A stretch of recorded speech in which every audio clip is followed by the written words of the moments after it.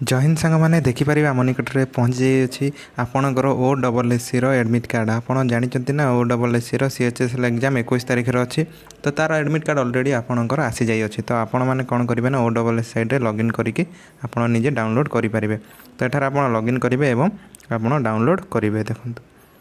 Login option click करेंगे यापर आपणकर login करने लॉगिन कलापर आपणकर जो पर्सनल डाटा बा रजिस्ट्रेशन नंबर मोबाइल नंबर किंबा ईमेल आईडी देकी पासवर्ड देकी आपण लॉगिन करंतु मु आपन प्रूफ भी देखे देउची आपनकर एडमिट कार्ड ऑलरेडी आसी जाय अछि पर्सनल मेसेज समस्त को जाय अछि।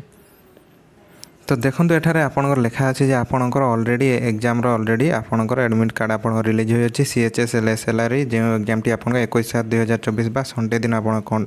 आपणकर कंडक्ट करा तार आपण निजे लॉगिन करके आपण निज निजर एडमिशन लेटर गुडी को आपण डाउनलोड कर दियंतु एठार ऑलरेडी क्लियरली लिखा अछि आपण देखि परिबे जे आपणकर एडमिशन लेटर डाउनलोड करबा निमंते। तो यह थिला आज इन्फॉर्मेशन एई बडी इन्फॉर्मेशन पाइबा निमंते हम चैनल को लाइक शेयर और सब्सक्राइब करंतु।